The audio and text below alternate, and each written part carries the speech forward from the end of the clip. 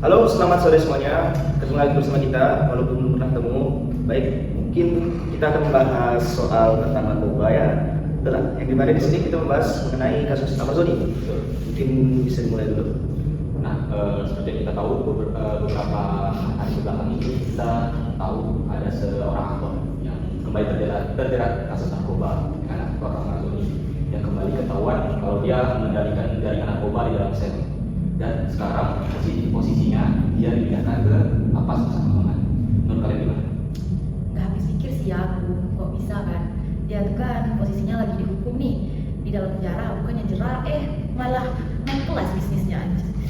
Ini malah gimana ceritanya sih? Nah, kalau dari aku baca, kronologinya itu pas dia itu bermain komplotan sekitar 5 orang.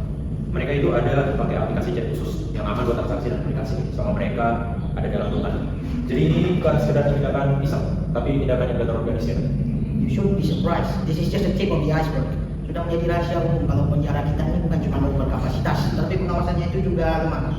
Seharusnya menjadi tempat rehabilitasi, sekarang menjadi the new hub of operation ke kegiatan kriminal ini. Jadi mau pakai aplikasi canggih, mau pakai pos malah kalau ada celah ya pasti bakal bobrok. Aku setuju dengan yang Albeki bilang tadi ini. Ini nih bisa kena teori asosiasi definisi yang mana kejahatan itu dilakukan dan dipelajari dari lingkungannya. Nah, kalau kita ambil contoh si Amazoni ini, lingkungan dia kan di penjara, otomatis isinya orang-orang yang kriminal semua. Nah, kalau menurut aku dia melakukan kejahatan itu karena dari lingkungan sendiri. Setuju sih. Aku juga ada teori lain nih. Namanya itu teori Dendlin atau CHAR. Nah,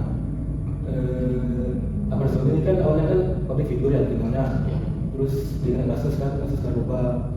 Nah dari kasus itu media massa nih kalau netizen nih melabel dia nih sebagai artis narkoba atau narkoboy lah. Nah dari CHAR itulah mungkin si Amazoni ini mikir kayak orang-orang kan dan tentang narkoba ini ya. Kena belajar sekali ya. Nah, jadi stigma ini bisa membuat orang itu semakin mendalami peran kriminalnya. Oh, jadi si Amazoni ini ya karena sudah merasa dicap jelek ya sekalian aja dan jelek beneran gitu. Wah, serem juga ya tekanan mentalnya tuh. Tapi kan itu pilihan dia sendiri kan, dia tuh punya akal sehat, berpikir untuk nantinya untuk dia ke depannya gitu. Nah, berlaku. Yang ketiga, yang mana hal itu tuh dia bisa memikirkan mempertimbangkan baik dan buruknya. Kita ambil contoh baiknya itu ya duit pastinya dan kekuasaan juga. Nah, tapi ada juga buruknya. Mereka berpikir buruknya itu kayak tambahan tahanan mereka, terus hukuman mereka juga bertambah.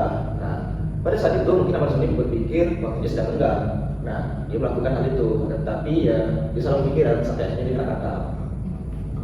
Jadi ini kombinasi yang kompleks ya. Tadi ada kondisi lingkungan lapas yang kurang baik, dan persoalannya juga masih buruk, sama stigma publik yang nempel di public figure itu.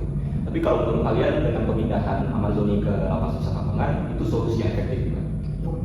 Itu hanya short term benefit. Kita sudah tahu kalau Nusa Kambangan ini ketat pengawasannya, satu orang satu sel. Jadi ini akan memutus jaringannya secara paksa, solitary confinement. Tujuannya sudah jelas, yaitu isolasi total. Jadi harapannya biar dia nggak bisa main-main lagi karena sudah putuskan jaringannya. Tapi apakah ini akan menyelesaikan akar masalah? Ya bukan, tentu saja tidak. Ini cuma memadamkan satu titik api, sementara kebakarannya masih ada. Betul lah, ini sekaligus jadi bersama ya buat narapidana lain, terutama bandar-bandar besar. Kalau pemerintah ini nggak sengaja untuk melakukan opsi yang ekstrem, salah satunya Nusa Kambangan. Cuman berharap di dengan hukuman dia ini masih ada ruang lah untuk rehabilitasi, bukan cuma dikurung ya, agar otak dia ini dicuci lah, dibersihkan dari canduan adiktif atau pikiran kriminal itu. Nah kalau enggak pas dia keluar nih malah bisa mungkin parah lagi, ibarat jadi bos kartel lah. Ya. Semoga aja ya ini tuh jadi pelajaran juga buat kita semua gitu.